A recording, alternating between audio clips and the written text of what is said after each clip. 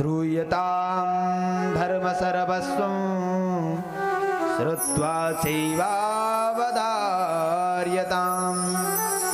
आत्मना प्रतिकूलानि परेषां न समाचरेत्। नारद जी कहते हैं धर्म की परिभाषा जानते हो? धर्म क्या होता है?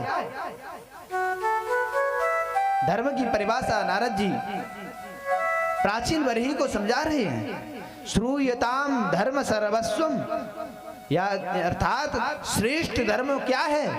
श्रेष्ठ धर्म वही है क्या? आत्मनो प्रतिकूलानि परेषां न समाचरेत्। आत्मना प्रतिकूलानि अर्थात अपनी आत्माओं को जो अच्छा न लगे वह व्यवहार सामने वाले व्यक्ति किसी के भी साथ में नहीं करना चाहिए। मतलब सीधा सा है, जैसे कि हम डॉक्टर पे जाते हैं, जाते कि नहीं? डॉक्टर सूज लगाते हैं, सूज लगाने पे मैया मैया कह करके चिल्लाते हैं, कहते हैं ना।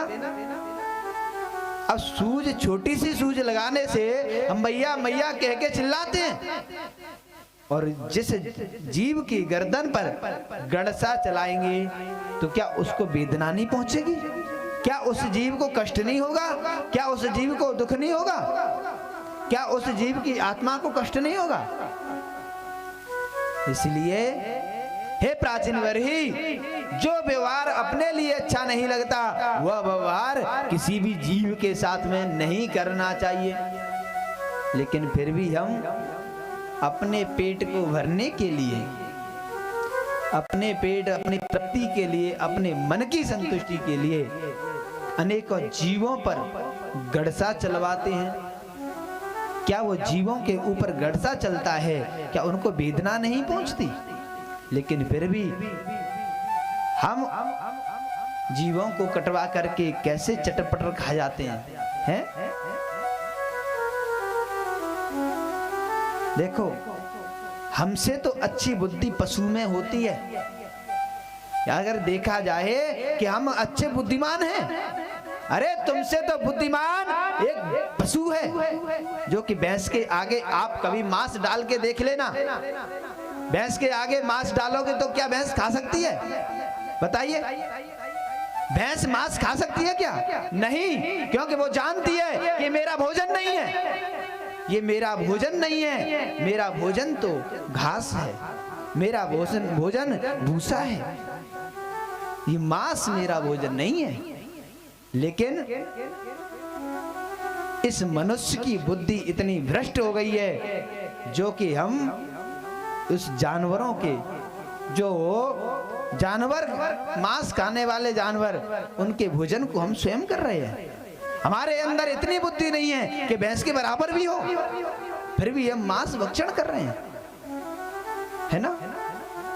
और मदिरा पान कर रहे हैं, और तो और वो सिगरेट, बीड़ी, तंबाकू, गुटखा, सब पे क्या लिखा होता है?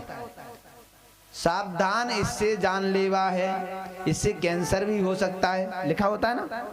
कोई कंपनी अपना दुष्प्रचार कर सकती है क्या? बताइए, कोई कंपनी अपना दुष्प्रचार करना चाहेगी? नहीं करना चाहेगी, लेकिन फिर भी उनको लिखना पड़ता है कि ये जानलेवा है। लेकिन फिर भी हम नहीं मानते हैं। हमसे तो ज्यादा अच्छी बुद्धि किस में है? कुत्ताओं में है। हमसे ज्यादा अच्छी बुद्धि कुत्ता में है। क्यों? क्योंकि वो जानता है।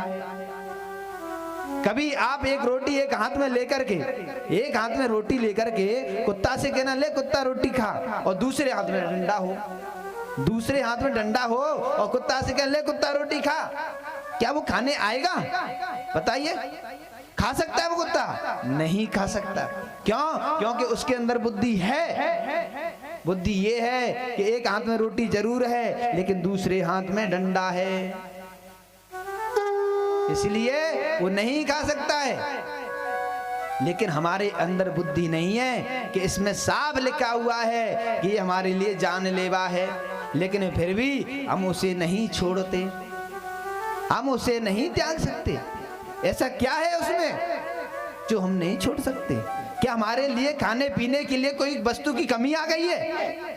अरे हमारे तुम्हारे लिए खाने के लिए सात्विक भोजन इतने हो गए हैं कि सुबह से शाम तक नाम लेते रहना, लेकिन फिर भी खाने के सामग्री से कमी नहीं पड़ सकती। लेकिन फिर भी हम अपने भोजन को त्याग करके दूसरे के ग्रास की तरफ भाग रहे हैं और जो हमारे योग्य नहीं है उस वस्तु को खा रहे हैं, उस वस्तु को पी रहे हैं, जबकि स्पष्ट रूप से हमारे लिए हानिकारक है।